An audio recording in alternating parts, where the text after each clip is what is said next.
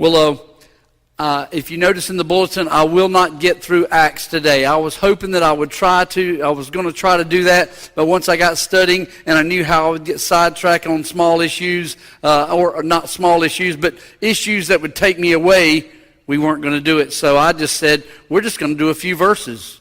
So that's what we're going to do today. And I'm going to be all over the place, so I don't really have a theme or a nugget other than this. Paul is going to get to go to Rome today. So we're going to Rome. We're going to make it to Rome. We finally made it there. And he had wanted to visit Rome many times. We talked about this a few weeks ago. I'm going to get to talk about it again a few weeks from now when we start Romans, which is not going to happen until the middle of September, just so you'll know. Some other things we're going to deal with, but we're going to start Romans in September. But Paul writes to the Romans in chapter 15 where he says, I have been longing for many years to see you.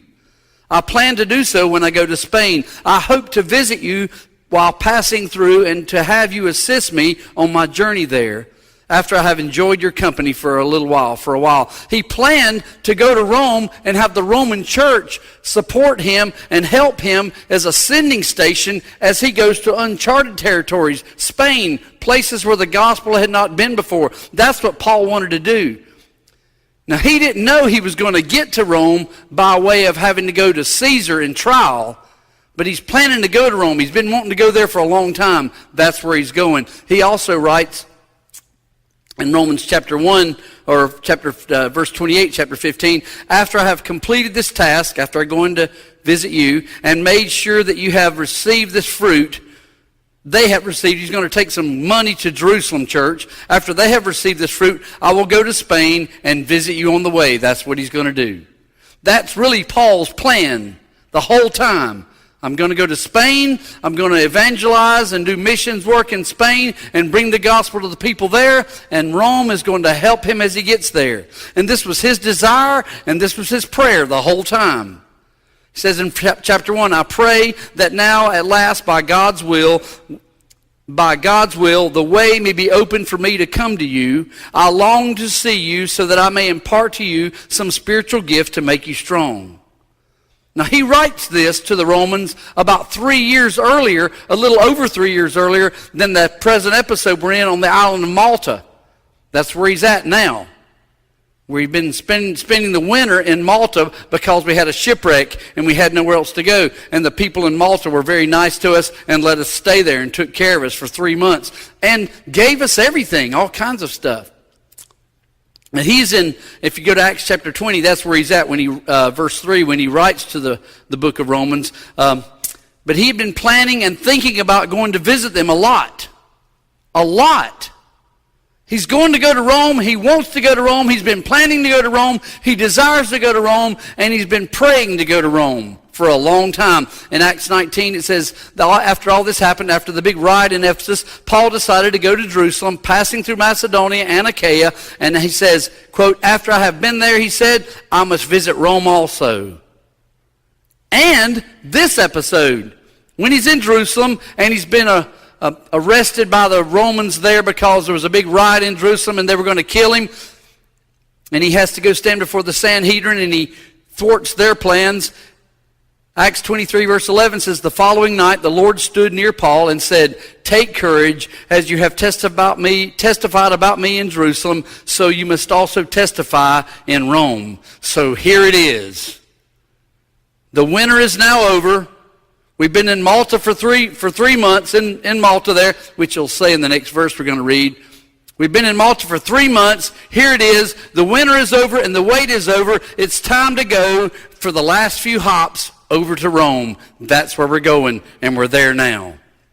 So Acts chapter 28, so we're going to pick up verse 11 where we stopped last week. After 3 months, we put out to sea in a ship that had wintered in the island. And it was an Alexandrian ship with the figurehead of the twin gods, Castor and Pollux. Just a quick review of the episode last week.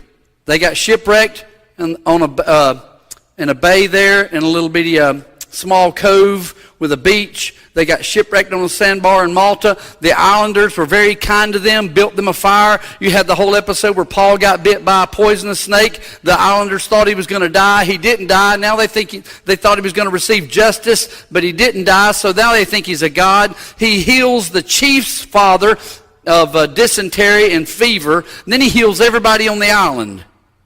In 3 months, Paul gets to do gospel ministry through miracles and healing, and preaches the gospel to all these people. And I believe, it's not in the text there, but I believe without any question, Paul has established a church in Malta, and now there are believers there. And church tradition has it that this guy Publius, who is the chief, is actually the first pastor of the church in Malta. Now, I don't know how true that is, but I'm inclined to believe it. This guy's life has been changed because of a shipwreck. And that's what's going on right now. And as they ship them off and they send them on their way, the islanders honored them with many honors. They gave them everything they needed. They just gave them stuff. Paul had changed their lives.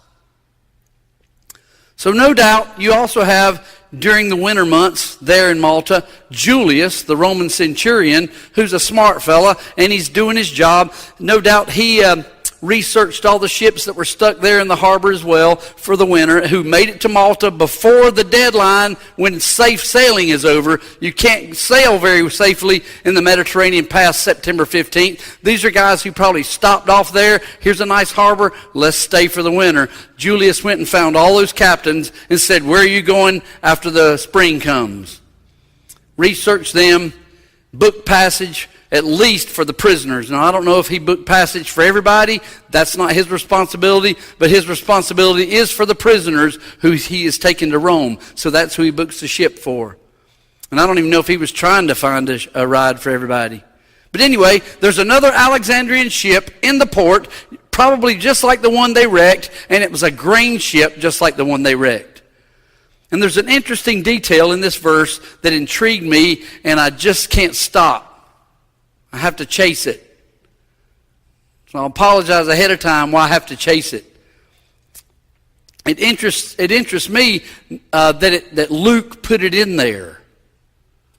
Luke added, he didn't add something to the text. That was the Holy Spirit inspiring him to put this there. But why did Luke put this in the text?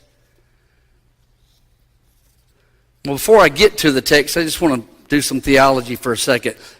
2 Timothy chapter 3, 16 and 17. All Scripture is God-breathed and is useful for teaching, rebuking, correcting, and training in righteousness, so that the man of God may be thoroughly equipped for every good work. All Scripture is God-breathed. Every word, all the words are breathed out. All the words, every word is inspired by the Holy Spirit. It's inerrant, it's infallible, it's authoritative, it's sufficient to teach us how to live and what to believe. Faith and practice. Every word, all the words. That's what's called in theology plenary verbal inspiration. The words themselves are inspired, and all the words are inspired. And Luke records it by the inspiration of the Holy Spirit, I believe. No doubt, even though he's an investigative journalist, if you will, that's why he wrote the book of Acts, the book of Luke, and the book of Acts. He researched all this stuff, but this is his own personal experience. He records that this Alexandrian ship had a figurehead on the front of it, which is like a statue type thing mounted on the front of the ship. It was tall, and it was obvious, and you couldn't miss it. There's on the front bow of the ship, the very front of the ship, is this tall statue. And it was one of this twin gods, Castor and Pollux. Now the Greek only says one word here. It's the Greek word Dioscuri, which means twin gods, or heavenly twins, if you will. That was probably the name of the ship too, the Dioscuri, the twin gods. And there's a picture of them, there's a statue of them on the front of the ship. These were twin gods, the sons of Zeus and his wife Zeta. And you're probably more familiar with them as the constellation Gemini. That's who these are. They're Gemini. Now, the NIV goes ahead and gives us their names, Castor and Pollux. That's not in the original Greek text, but that's who they are. That was the names of the Gemini twins, the zodiac sign Gemini. That's them, the twins. And these are the guardian gods of sailors. These are the patron gods of navigation. These are the gods that protect you from danger on the sea when you're out there. That was the Greek mythology of Castor and Pollux. That was the Greek mythology of Gemini, the gods who protected sailors in the sea and kept them safe. Now, why did Luke add that in there? Oh, we're getting on a ship, and there's this ship we're on. He doesn't say anything about any of the details of any of the other ships that Paul travels on, but here it is, this detail of a ship that has a figurehead of the Gemini gods, the twin gods, Castor and Pollux, the sons of Zeus and Zeta. Why? Why did the Holy Spirit breathe that out for us? If you remember, about 5 years earlier, when Paul was in the city of Athens, in Acts chapter 17, verse 16 says this, while Paul was waiting for them in Athens, he was greatly distressed to see that the city was full of idols. Paul gets to Athens, he's walking down the street, every street he goes on, all he sees is idols, all he sees is statues of false gods. The whole plethora of Greek mythology had its peak, had its zenith in Athens, and they were everywhere. And every time Paul turned a corner, there was another one. There was another temple. There was another altar. There was another pagan deity. There was another mythological false religion there to stress him out. And he was very vexed about it. And he would have seen this, just like he did in Athens, as an opportunity for the next few days, however long he's going to be on this ship, to share the gospel, to witness the gospel to the captain, the way he did in Athens.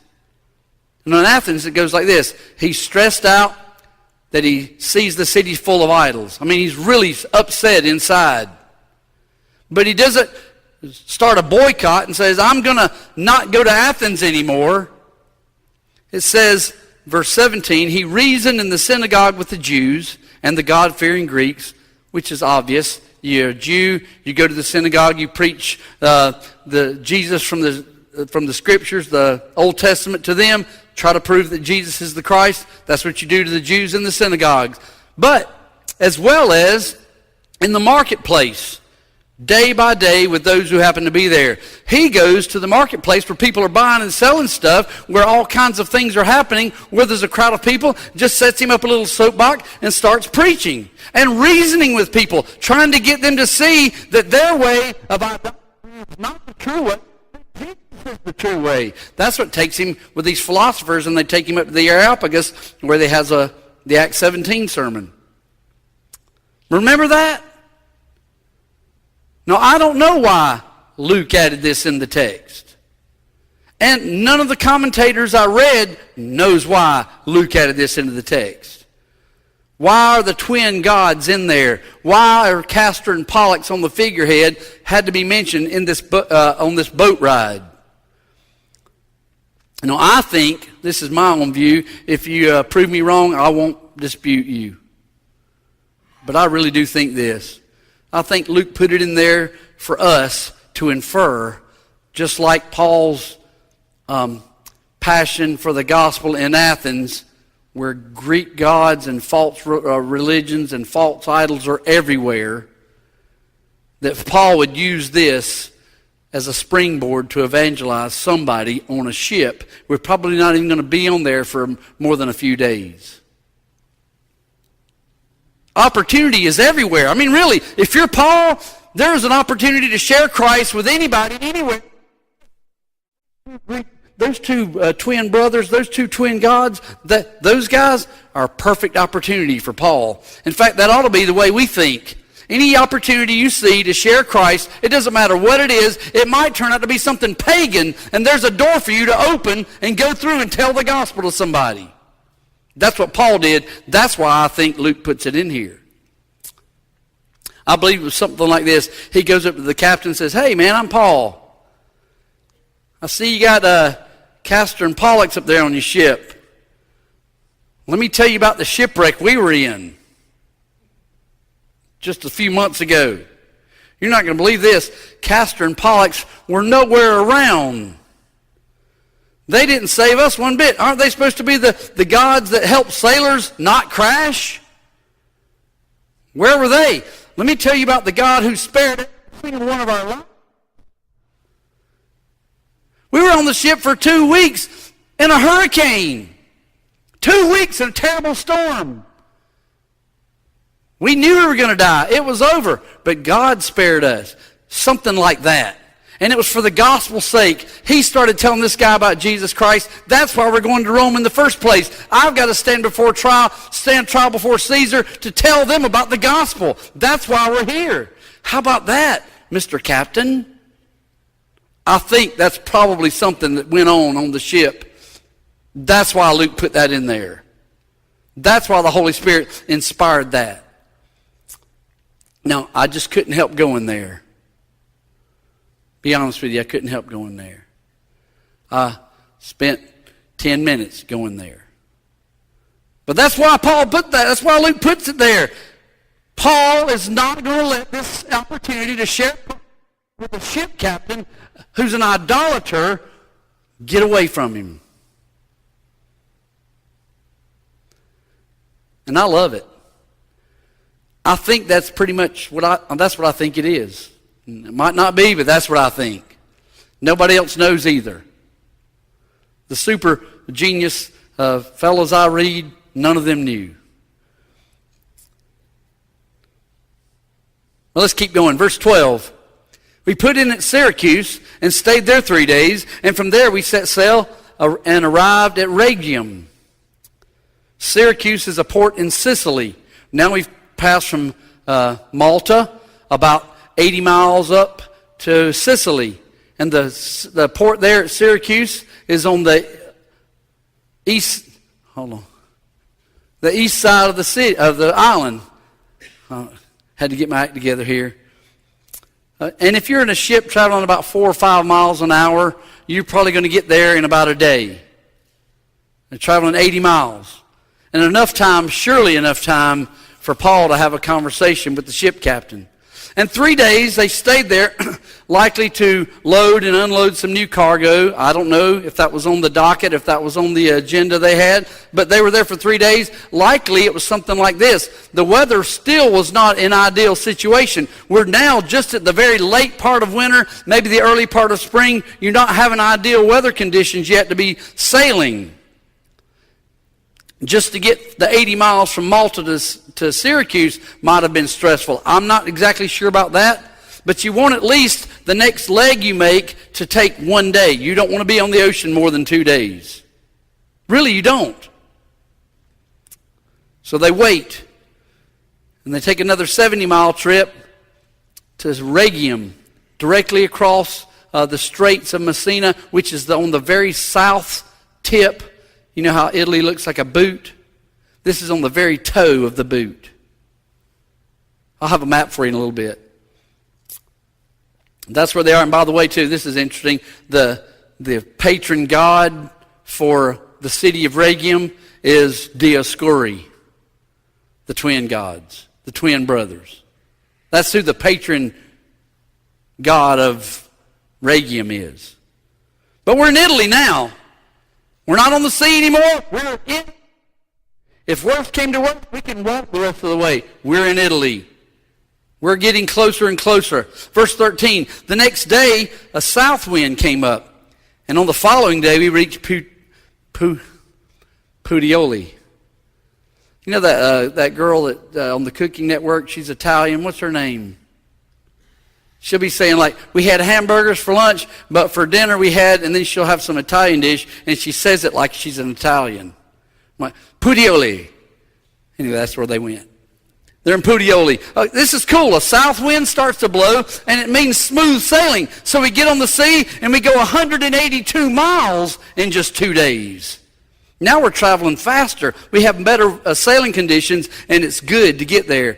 And Puteoli is about 145 miles south of Rome. We're getting closer and closer. And just some interesting information here. Puteoli is in the Bay of Naples. on the west side of Italy. And in the Bay of Naples, back in those days, you had Mount Vesuvius. No doubt, when you pull in there, you can see the volcano up ahead of you. Everybody's looking at this volcano, and just so you know too, Mount Vesuvius erupted in 79 AD, only 19 years after this. Everybody's watching this big mountain, looking at this mountain going, having no idea this thing's getting ready to blow in a short time. And destroy Pompeii, which is another nearby town. Anyway, who could imagine that? This is the map.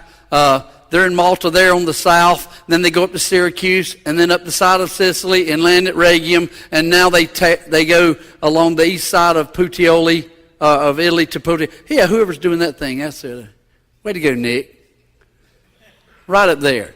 Anyway, that's it. That's where they are. Now, Puteoli is a primary port city of all of southern Italy. It's not a small town. This is a large city. You don't hear of it much, but it's a very important harbor town, a very important port city, especially for Alexandrian wheat ships carrying grain. An important seaport of sizable population. And also there you have a pretty good-sized Jewish community. And guess what else you have in Puteoli? Well, I'll read it to you, verse 14. There we found some brothers who invited us to spend a week with them. Now here we are. We get to this little town, a port city, an important port city, Puteoli, and you already have in place a church. Christians are there. There are brothers there. That's another term for believers, Christians. There are Christians there. Now, no doubt this church was started by believers who came down from Rome and founded the church. They spread the gospel all over the Italian peninsula from Rome. Now, nobody knows who really started the church in Rome. We know it wasn't Paul. Paul had not been there yet. He's still not there yet.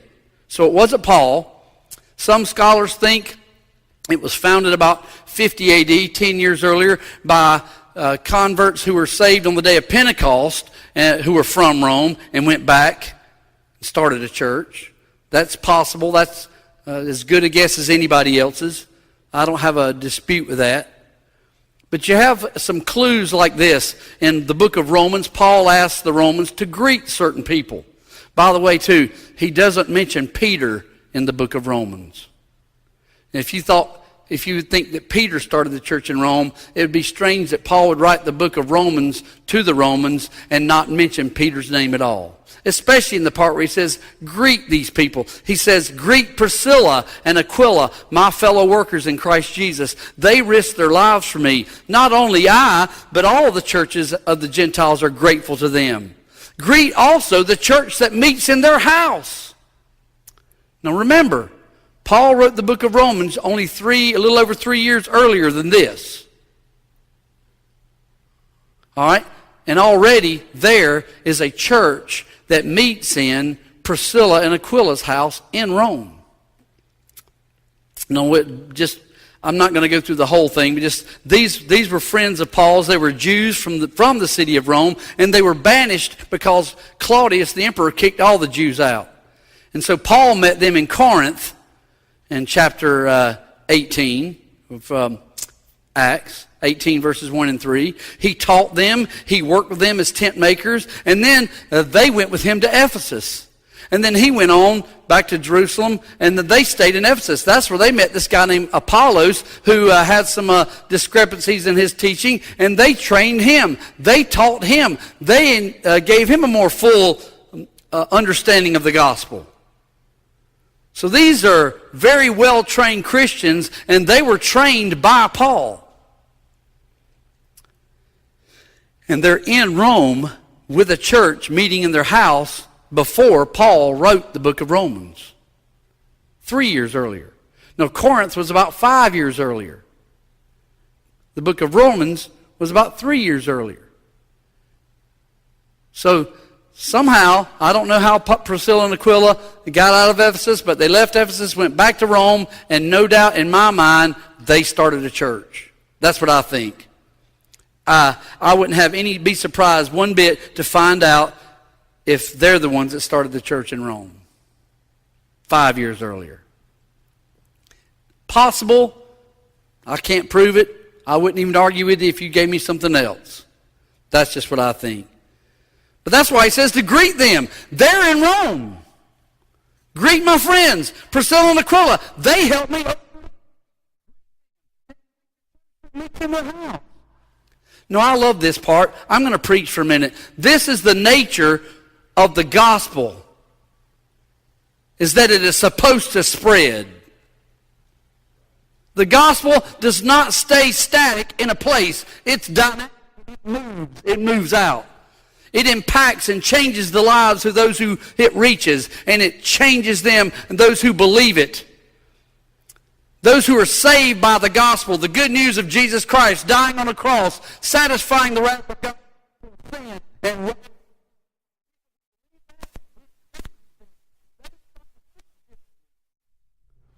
they won't move.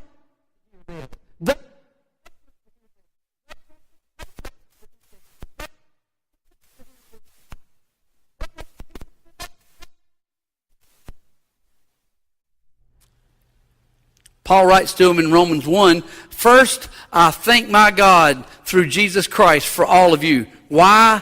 Because your faith is being reported all over the world. Why?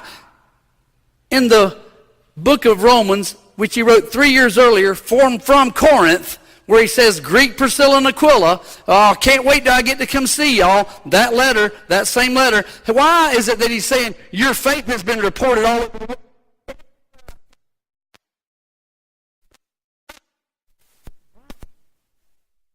Why? Their faith is spreading. It's spreading out from them. It doesn't stay in Rome. It moves. And if you're in Rome and you hear about it and you go to church there, you go somewhere else for the next day and you say, man, you should see those Roman Christians. And if you're in another town where a church got started because someone left the Roman church to go somewhere else and start a church, you go, this thing is spreading everywhere. And that's exactly what's happening in Puteoli. This is perhaps, I think, the theme, the whole theme, if you will. We've been studying Acts since March of 2015. That's when we started Acts. And just one more week we'll finish Acts. But the theme of Acts is this. Chapter 1, verse 8, you will be my witnesses in Jerusalem and in all Judea and Samaria and to the ends of the earth. The gospel spreads. And if you read the book of Acts, you'll see clues like this all the time. Acts 6, verse 7, the word of God spread. The number of disciples in Jerusalem increased rapidly, and a large number of priests became obedient to the faith. The gospel spread. Acts 12, verse 24, the word of God continued to increase and spread. Chapter 13, 49, the word of the Lord spread through the whole region. Chapter 19, Paul is in Ephesus, had a lecture hall in Tyrannus where he had lectures every day. It says, this went on for 2 years, so that all the Jews and Greeks who lived in the province of Asia heard the word of the Lord. The gospel never stays where it spread.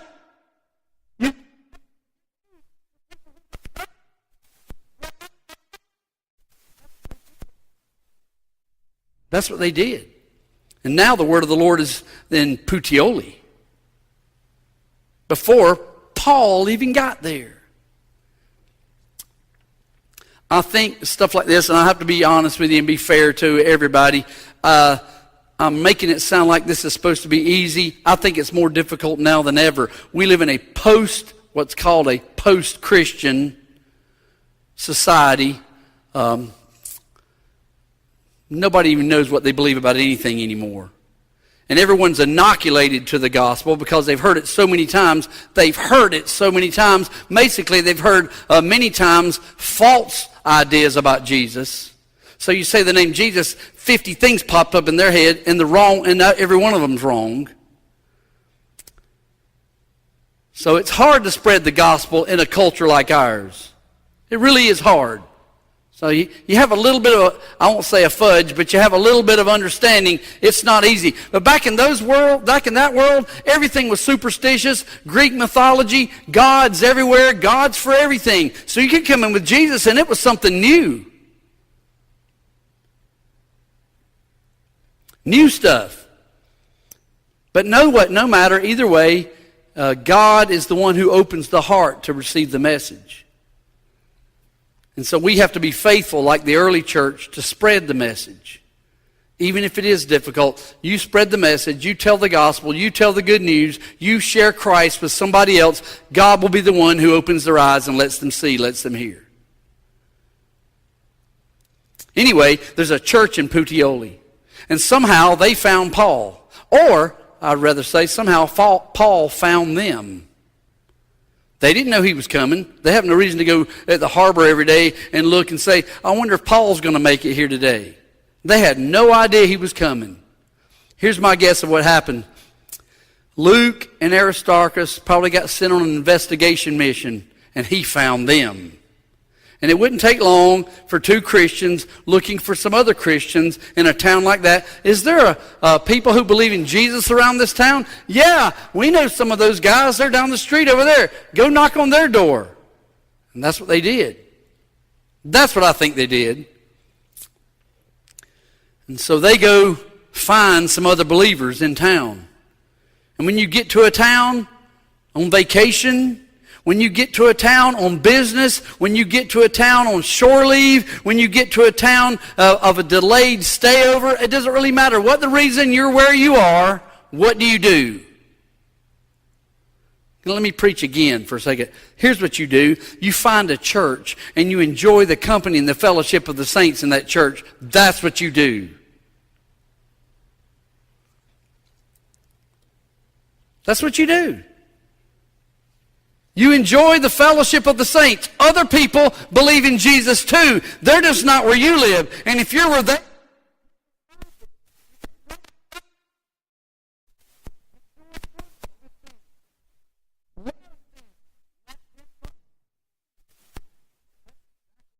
happening here. In fact, I know that's what's happening here. They find them.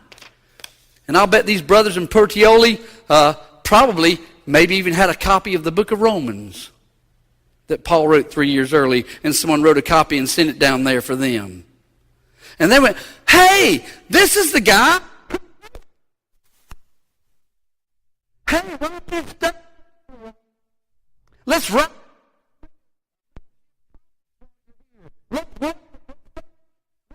Good God.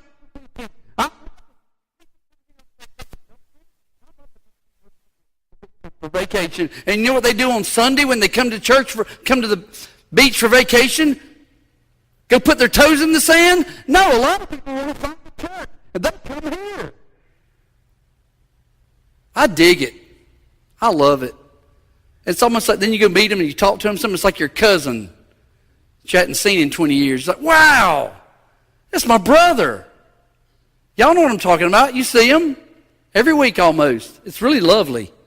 Now, it's frustrating that they don't live somewhere close by and will come again next week, but I love it when they're here. They can find a place to go to church, and they find a place where they can fellowship with the brothers.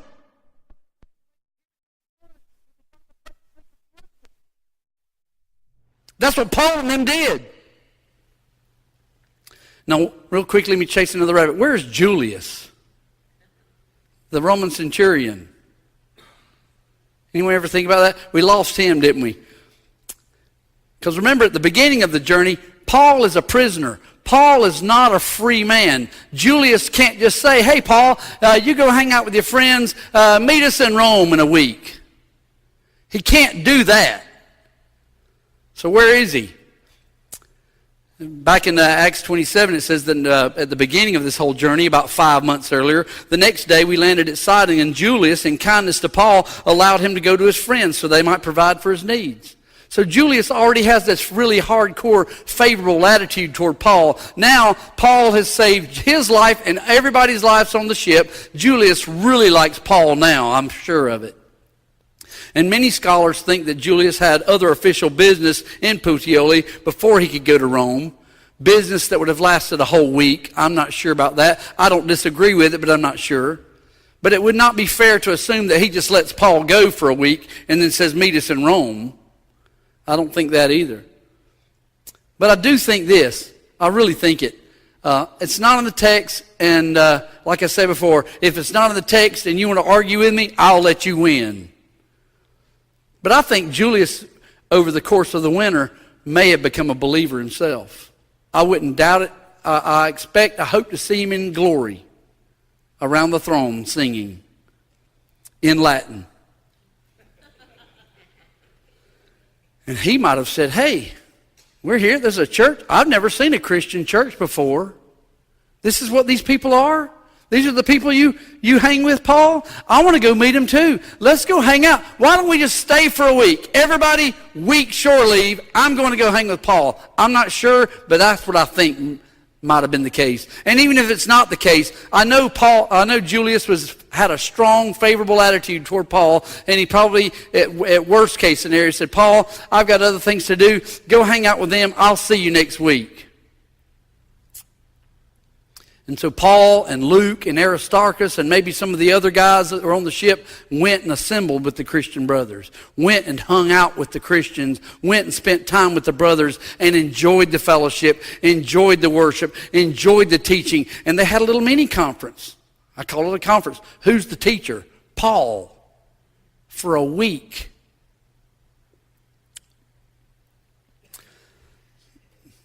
Let me meddle for a minute too. I'm not talking about anybody here, too, okay? It's people in other churches. And it wouldn't matter if I was talking about you anyway, because this verse, you're here. It says in Hebrews 10, let us consider how we may spur one another on toward love and good deeds. Spur one another on, love and good deeds. Let us not give up meeting together as some are in the habit of doing, but let us encourage one another, and all the more as you see the day approaching. Now here you have Paul saying, spur one another, encourage one another. Those one anothering passages all through the New Testament, and there's several of them, really, now you can do it outside of a church context, but the real effect of it, the real application of it is basically only applied when you're in a meeting of the fellowship of the saints.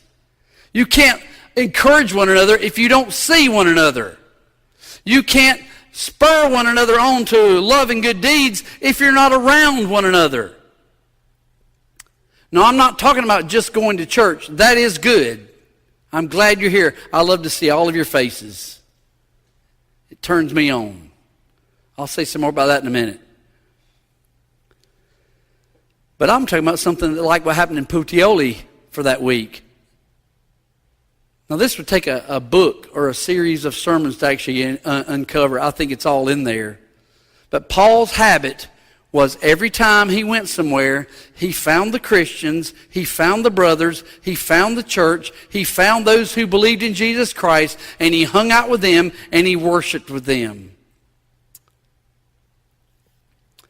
And he stopped off and spent a few days. It says in Acts 16, just one place. It's several places. They traveled from town to town. They delivered the decisions reached by the apostles and elders in Jerusalem for the people to obey. That means they stopped off in the different churches that met in the town to town.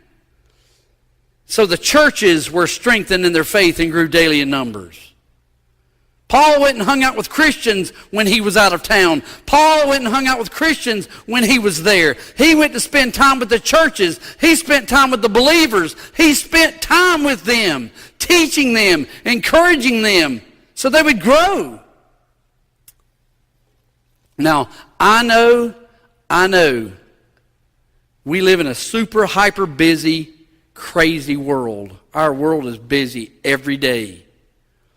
We have activities, we have schedules, we have events, we have vacations, we have visitors, we have rest days, and who knows, whatever else there may be that's causing us to maybe not go to church.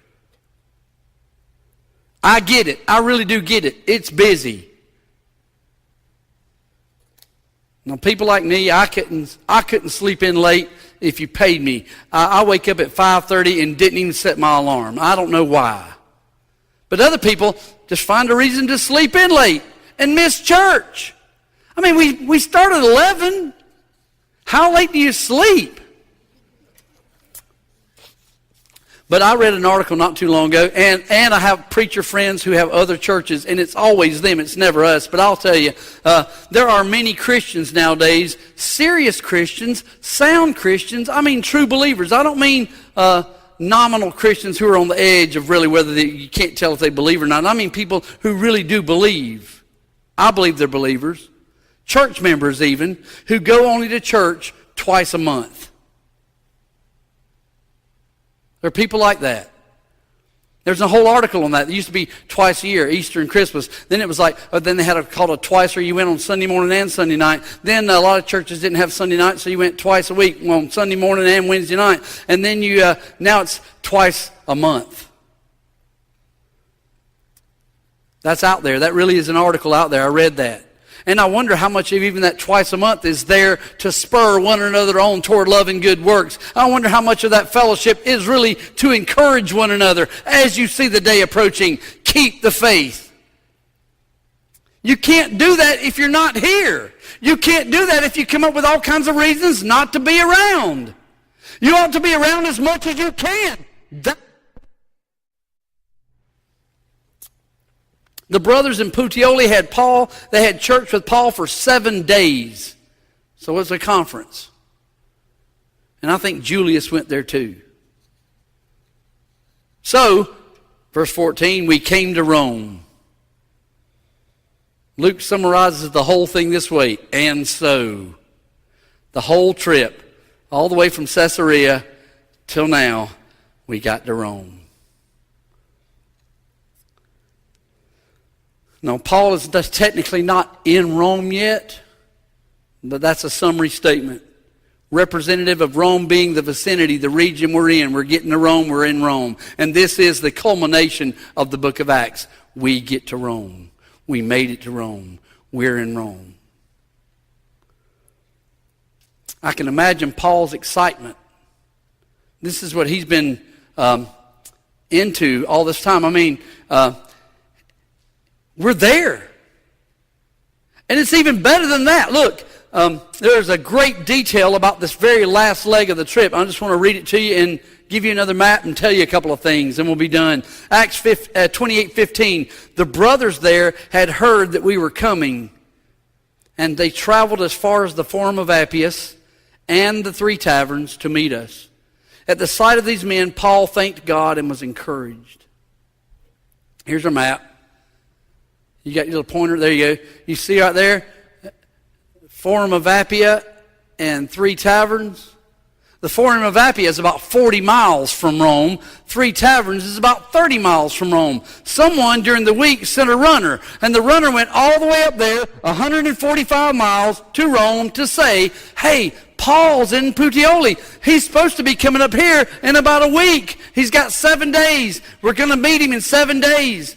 And these Roman Christians, these believers, they said, let's go meet him ahead of time. They came down in 2 groups. The main road, there was the called the Appian Way, very famous Roman road. Some of them come down 40 miles and stay at the Forum of Appius, which is a marketplace. It has an inn there. They also come down to another place called 3 Taverns, which is a little marketplace with an inn there along the road so you could rest. Travelers could rest on the very last leg to Rome. These people come down there and wait for Paul and meet him. An answer to their own prayer. An answer to Paul. Romans 15 again. He says to them, pray that by God's will I may come to you with joy, and together with you be refreshed. Pray for this, guys. Pray that I can get there. And I can imagine the Romans have been praying, the Roman Christians have been praying for Paul to get there. Now they finally hear he's right down there in Puteoli. Let's go down and see him. And so they go there to meet him. And this cheered Paul's heart greatly. Verse 15, at the sight of these men, Paul thanked God and was encouraged. Now, I know Paul is not a wimp, and he is not a crybaby. He is probably not down very much. We do know we've had some episodes we've seen where he was afraid. We have seen episodes where he was depressed. We have seen those kinds of things in the apostle. He's not Superman.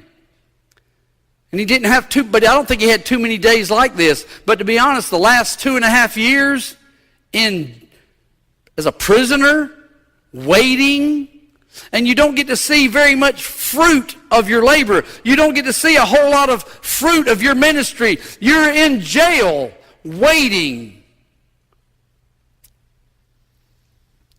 So you might find yourself a little discouraged from time to time waiting. But here we are. We're not even to Rome yet. Paul is still a prisoner, and he can see right in front of his eyes people he has never met before. Some of them he knows because he says greet them. But people he's never met before come down to meet him and greet him, even though he's a prisoner, and they accept him and love him and support him overwhelmingly. I wonder if maybe he was thinking, I hope the Romans will like me when I get there. I know I've got to go to Caesar, but what will the church think? Well, here's your answer.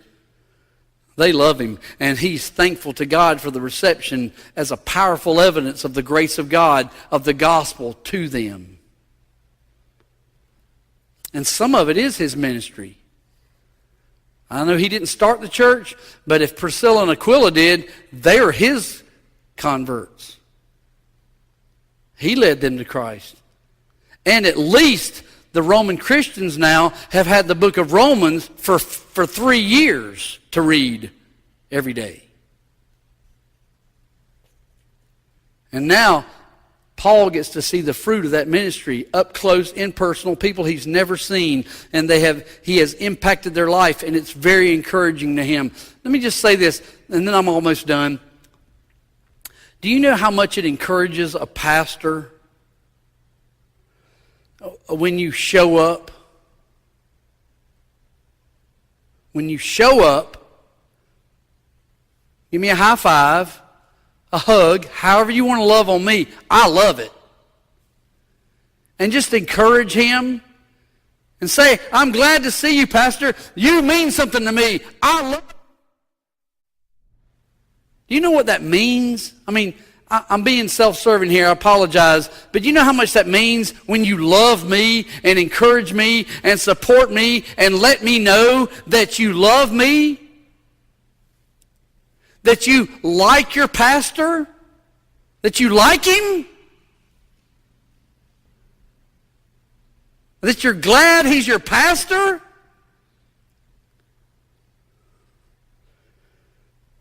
That he can see that by his life and his ministry and his sacrifice, proclaim the gospel to you.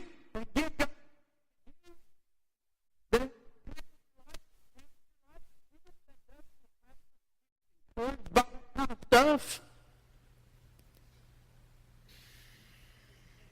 That's crazy encouragement. Paul is on the road. He's meeting Christians who he's never met before 40 miles away. Then another batch of them 30 miles away. And they're all just turning around walking back with him. Can you imagine the conversations?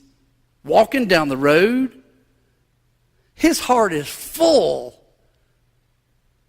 He is encouraged, super encouraged, so much though that he has to say to the guy talking to him, hey brother, excuse me for a second. Thank you, God.